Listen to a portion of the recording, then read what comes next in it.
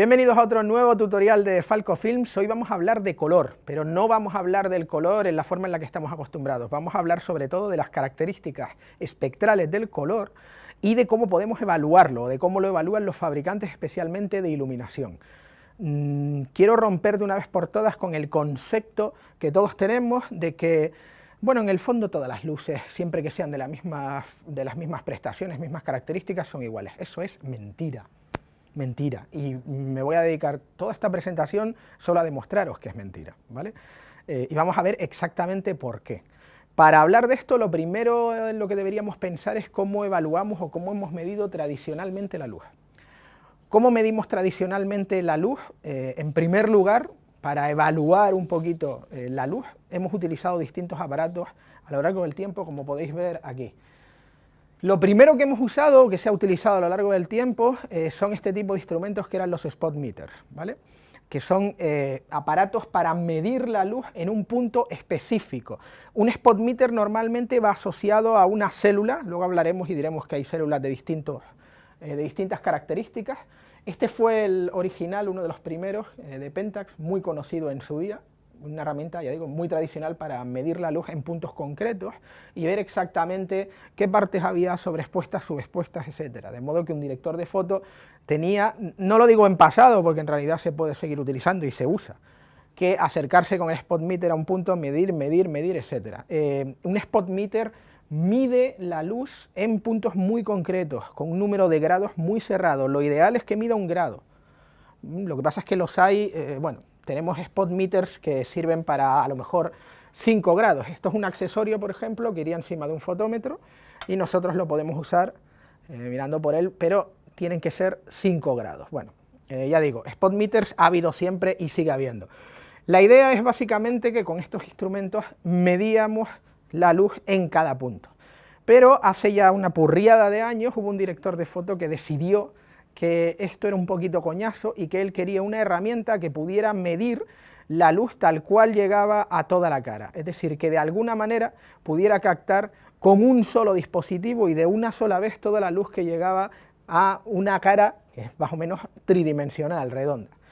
Y tuvo una idea genial, a la hora de medir esto, se fijó en esto que veis aquí, un sonajero que había comprado para su hijo. Se dio cuenta de que si cortaba por la mitad la esfera del sonajero, podía venir muy bien para medir la luz incidente de esa forma. Y así es como tenemos, en vez del disco plano normal con el que medimos habitualmente, pues lo que él hizo fue conseguir colocar esta esfera y tener básicamente pues la esfera de fotómetro de luz incidente que todos hemos utilizado siempre. Si os dais cuenta, realmente es la mitad de un sonajero, o sea, es muy parecido. Ya digo, el primero que utilizaron fue ciertamente un sonajero cortado por la mitad. Pues bien, estas, ya digo, son las herramientas un poquito más clásicas para hacer todo esto. Lo hemos visto y lo hemos notado en muchísimos fotómetros a lo largo de los años. Había un tipo distinto de célula según la evolución de toda esta tecnología. Las primeras células eran células de selenio, que son estas que veis aquí. ¿Qué tenía de inconveniente? Bueno, tenía su ventaja y su inconveniente. La ventaja de la célula de selenio es que no necesitaba alimentación, es decir, que podía funcionar, ibas con esto y no necesitabas una batería, no necesitabas pilas para estos cacharritos. Lo malo, su sensibilidad a la luz ni abarcaba todo el espectro visible, ni era demasiado sensible, es decir, que realmente no nos servía para todo, pero era lo que había en aquel momento. También hay que tener en cuenta que las emulsiones fotoquímicas no eran tan sensibles como lo son hoy en día, como lo serían años después. El segundo tipo era de célula de sulfuro de cadmio, como veis ahí. Ventaja, la sensibilidad había aumentado, abarcaba un poco más del espectro visible y una parte que no incluía el espectro visible, esa era una desventaja, o sea, iba más allá, pero ya necesitaba alimentación. Y la mayoría de los actuales lo que utilizan son células de silicio, no los que están dentro de cámaras que utilizan otro tipo de componentes, pero sí los fotómetros habituales. O sea, las células que utilizan a día de hoy son células de silicio.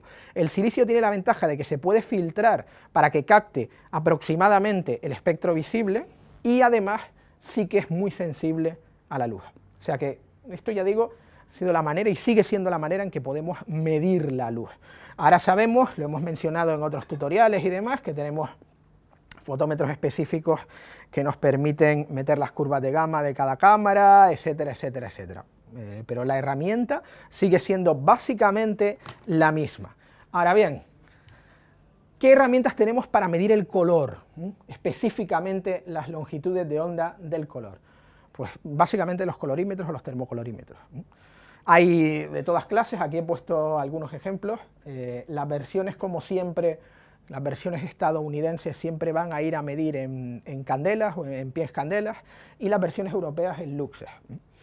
Y ya digo, tenemos desde el típico, en este caso un Kenko para luz de flash, hasta los clásicos de Minolta, algún Sekonic, etcétera, etcétera.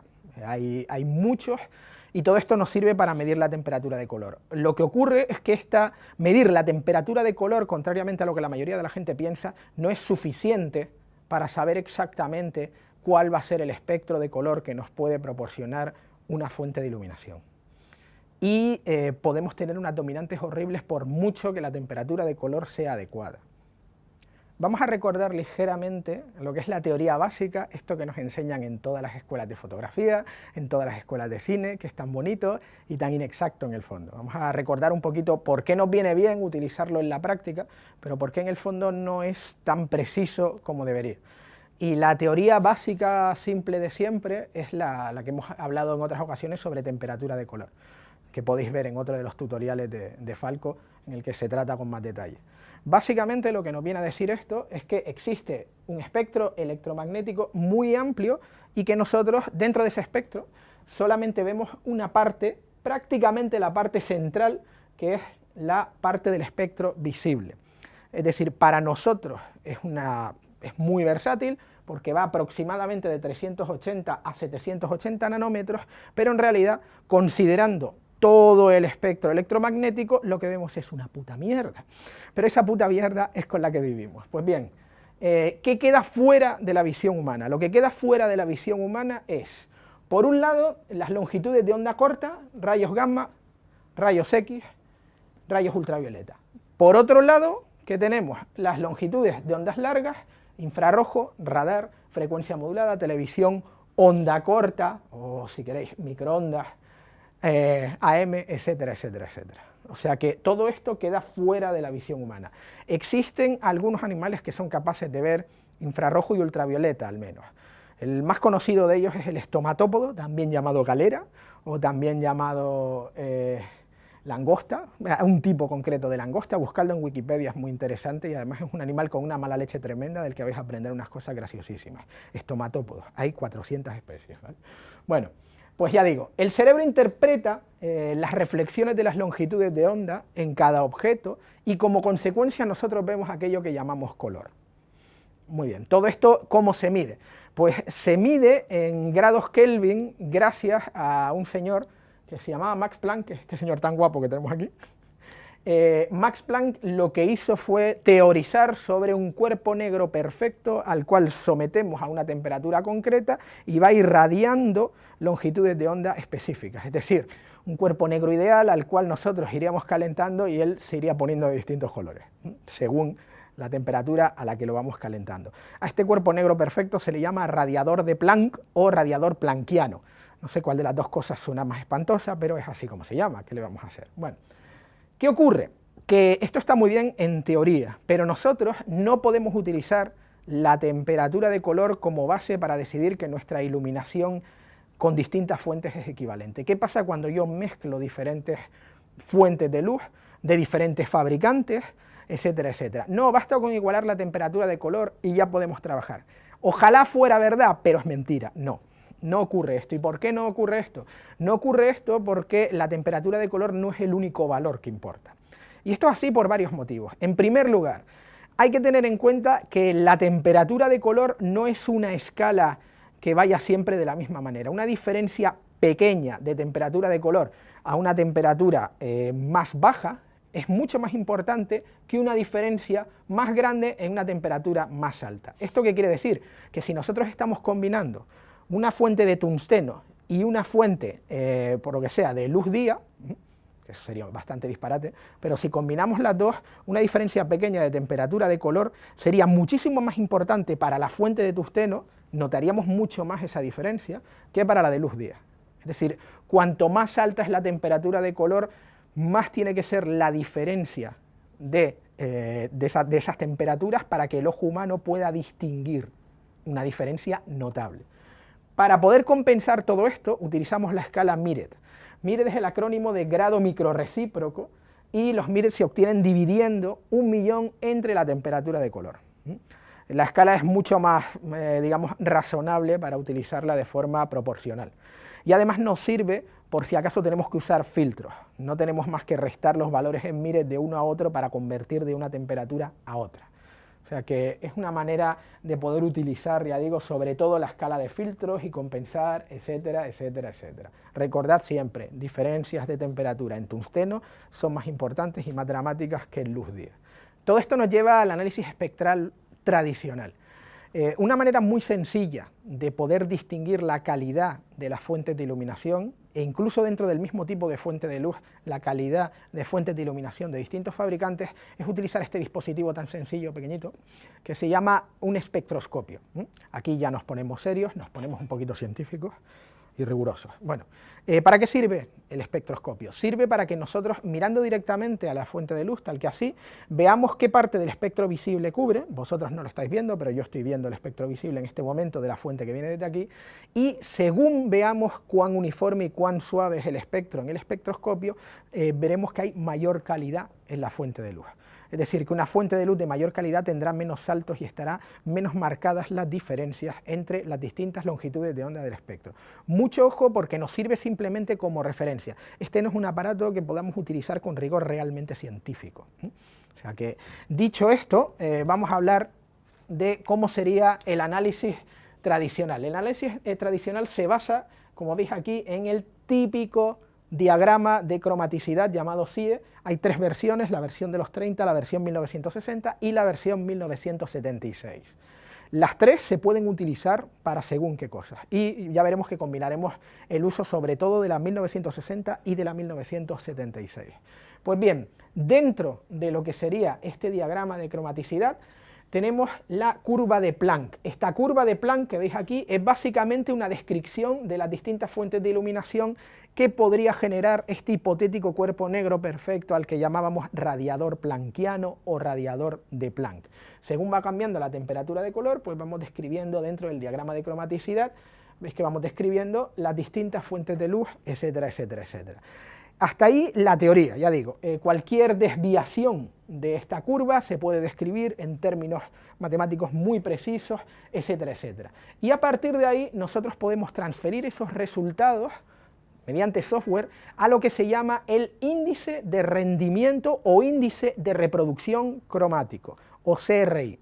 El CRI hasta ahora ha sido una fuente de información básica a la hora de analizar las calidades de la luz, pero veremos que esto a día de hoy, en particular con fuentes de iluminación LED y en particular grabando con cámaras con sensores CMOS, no es fiable, ya no es fiable.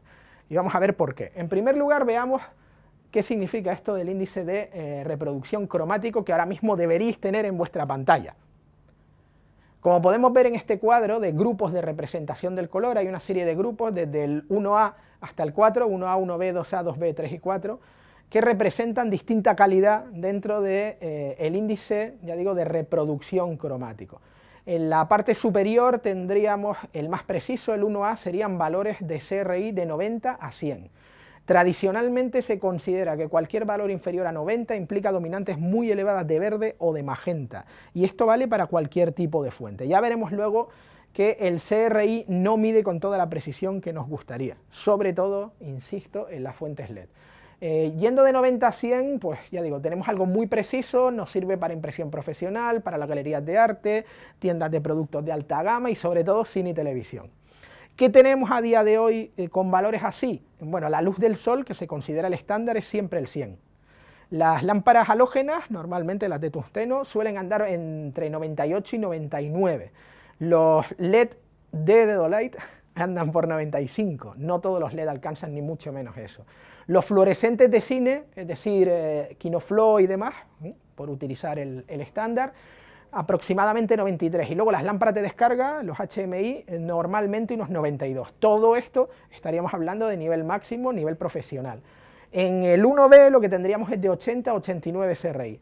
Esto sirve para un restaurante, sirve para una tienda, sirve para un showroom, etcétera, etcétera, etcétera. En este caso lo que tenemos, la mayoría de los LED de última generación profesionales, pues están llegando por lo menos hasta 86. Insisto, no es válido para cine, no es válido para televisión, pero es válido para todo este tipo de cosas. Grupo 2A de 70 a 79, este es moderado, puede ser la oficina, puede ser el súper, puede ser una fábrica, etcétera. ¿Y qué tenemos? Los fluorescentes caseros, que como mucho llegan a 74 o 75, y lo mismo con los LED que uno tiene en su casa, los que uno compra en el IKEA, pues 75 también. Por debajo de eso ya solo tenemos la 2B, que es 60 a 69, almacenes, todo lo que sea iluminación en la calle, un poquito industria y demás. Bajando grupo 3, 40-59, señalética, semáforos, lámparas de sodio de la calle, estas que dan un color tan espantoso todo el día, sobre todo nos dan un parpadeo horrible si grabamos a alta velocidad, etcétera, etcétera. Áreas de aparcamiento, bla, bla, bla, bla, bla, bla. Y en la cuarta, de 20 a 39, pues algo que no nos importa en absoluto, ya digo, lo más baratito, sobre todo semáforos y este tipo de fuentes de iluminación. Pero claro, como en toda teoría, esto es muy bonito, pero hay muchos matices aquí que meter. Primer matiz, estos valores tan sacrosantos que tenemos de las temperaturas de color son mentiras, son muy poco precisos. Si miramos más o menos lo que tenemos aquí, valores estándar, que solemos tener en cuenta, una vela que normalmente dicen, bueno, pues la vela está sobre los 1500 Kelvin, la bombilla de incandescencia, la bombilla de incandescencia son 2900, no siempre. Una bombilla de incandescencia de 40 vatios son 2680 aproximadamente y una de 200, 3000. El amanecer y la puesta de sol, claro, es que tenemos 3200. Como lo utilizamos como referencia, vamos a decir que efectivamente ahí hay 3200 Kelvin. Pero la bombilla halógena, dependiendo de qué bombilla, realmente está en tungsteno en 3400 Kelvin, no en 3200. Y ojo, porque estamos hablando de temperaturas en las que esa diferencia importa. El ocaso está a 3400, no el amanecer o la puesta de sol. Lámparas de xenón de 4500 a 5000. Luz día soleado pero por la tarde, pues 5500, ahí sí lo clavamos, pero un flash fotográfico va entre 5000 y 5600. Un cielo nublado de 6500 a 7500. Un cielo azul de verdad. La cosa está entre los 9000 y los 12000 Kelvin. Si vas con un termocolorímetro, además, según la parte del mundo en la que te muevas, te puedes encontrar con que luz día son 15000 Kelvin. Y no solo eso, realmente esto cambia según la estación del año en la que estemos. Yo he llegado a medir, en cierta ocasión en Polonia, medir luz día en las condiciones ideales, mediados de junio, cielo totalmente despejado, prácticamente mediodía, y luz día no me llegaba a dar 3000 Kelvin. O sea, fijaos que estoy hablando de una diferencia brutal con el estándar de los 5500 Kelvin. Pues esto es así. Tenemos aquí una serie de mediciones, por ejemplo, en abril y octubre, misma situación, mismo sitio. Luz del sol directa, de 9 a 3 de la mañana. 5800 Kelvin en abril, 5450 en octubre. Cielo completamente nublado, 6700 en abril, 6750 en octubre. Cielo con neblina, 7500 en abril, 8400 en octubre. Luz del cielo despejado con atmósfera limpia, eso desde luego en ciudades no lo vais a poder ver, ¿vale? ¿Qué nos encontramos? 26.000 Kelvin en abril y 12.000 en octubre. O sea, la mayoría de los termocolorímetros básicos ni siquiera van a llegar a ese valor de 26.000 Kelvin. Entonces, tened presente que estos son estándares, pero que luego nos encontramos con situaciones en la vida real en las que no es aplicable, y las diferencias no son pequeñas. De modo que la temperatura de color es un estándar, nos vale para ir tirando en la mayoría de las situaciones, pero cuando hablemos de fuentes de iluminación, no de la iluminación ahí fuera, las diferencias no son tan bestias, tened en cuenta que todo esto cambia y hay que tenerlo presente. Primero, si estamos fuera y hay polución del aire, ejemplo típico, Pekín. ¿De verdad creéis que aquí hay 5500 Kelvin? Va a ser que no. Habría que inventar algún tipo de Kelvin para Pekín, que sería como el KG, el Kelvin Warro o algo así, ¿no? Y hay que ver, bueno, muchos más problemas que nos puede dar. La altitud sobre el nivel del mar, eso también varía. Varía mucho la temperatura según a qué altitud estemos, pero seguimos utilizando los mismos estándares. Pues hay que tener cuidado con ese tipo de cosas, porque nos pueden dar un buen susto.